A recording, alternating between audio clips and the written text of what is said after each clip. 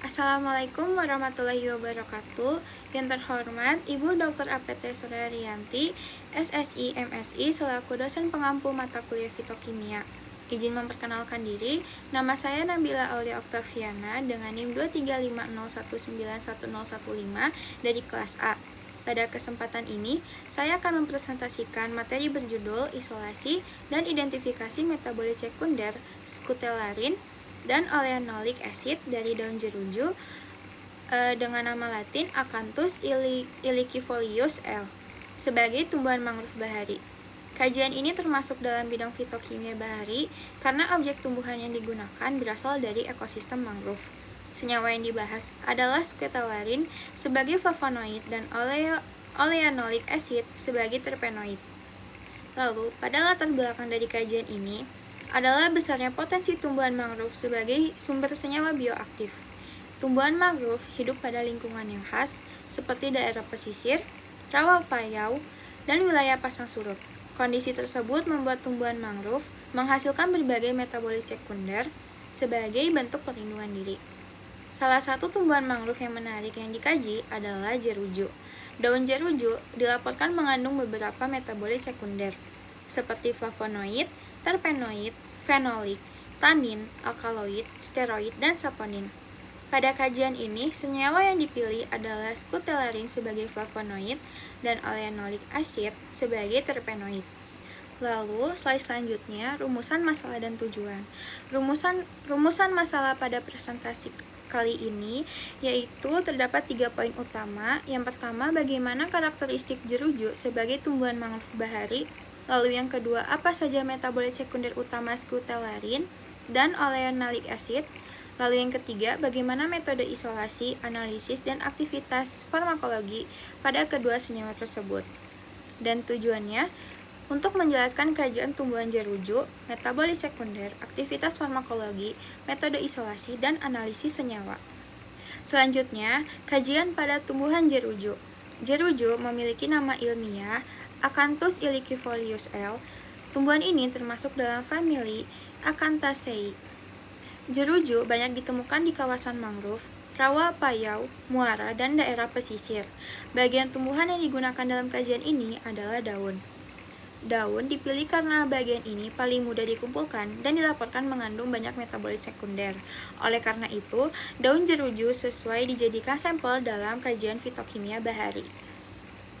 Metabolit sekunder yang menjadi fokus dalam kajian ini ada 2. Yang pertama, ada skutelarin. Senyawa ini termasuk golongan flavonoid, lebih tepatnya flavonoid glucuronida. Skutelarin bersifat relatif polar. Yang kedua, ada oleanolic acid. Senyawa ini termasuk golongan terpenoid, khususnya triterpenoid pentasiklik.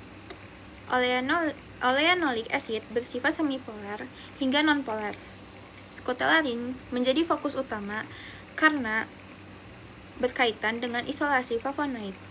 Sedangkan oleanolic acid digunakan sebagai metabolit sekunder pendamping dari golongan terpenoid. Skutelarin sebagai flavonoid. Skutelarin merupakan senyawa flavonoid yang memiliki potensi farmakologi. Karena bersifat relatif polar, skutelarin lebih sesuai diekstraksi menggunakan pelarut polar, misalnya metanol. Dalam analisis kromatografi lapis tipis atau KLT, flavonoid dapat diamati menggunakan reaksi AlCl3. Skutelarin berpotensi sebagai antioksidan, antiinflamasi, dan antidiabetes.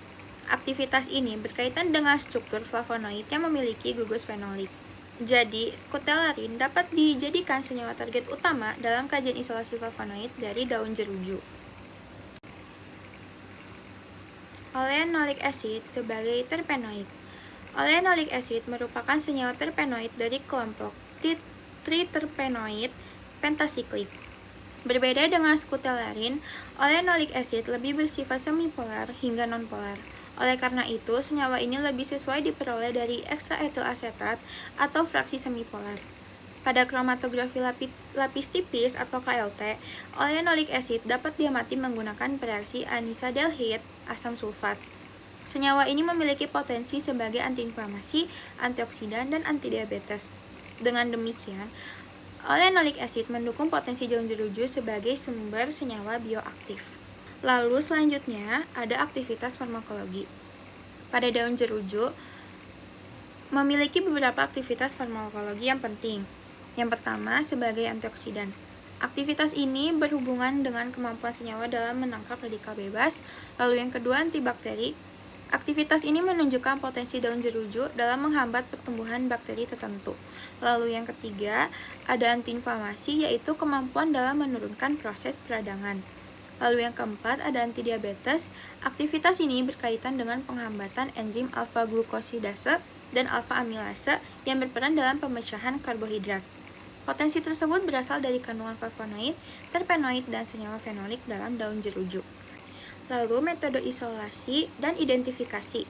Metode isolasi senyawa dari daun jeruju dilakukan secara bertahap.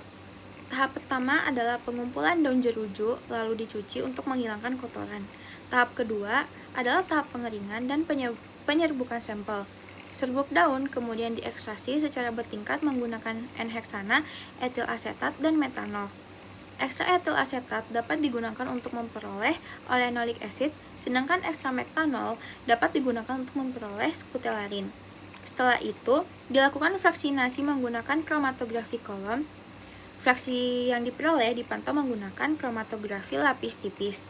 Senyawa kemudian dimurnikan dengan preparatif TLC, HPLC, dan rekristalisasi. Untuk identifikasi, metode yang dapat digunakan adalah screening fitokimia, KLT, UV visible, LC-MC, FTIR, dan NMR.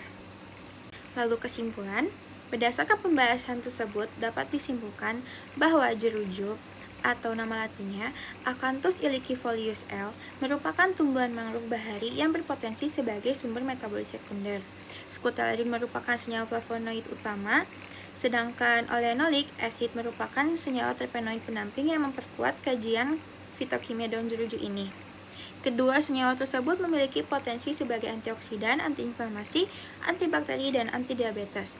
Metode isolasi dan identifikasi perlu dilakukan secara sistematis, mulai dari ekstraksi, fraksinasi, pemurnian, sampai analisis menggunakan metode kromatografi dan spektroskopi. Demikian presentasi dari saya. Terima kasih atas perhatiannya. Wassalamualaikum warahmatullahi wabarakatuh.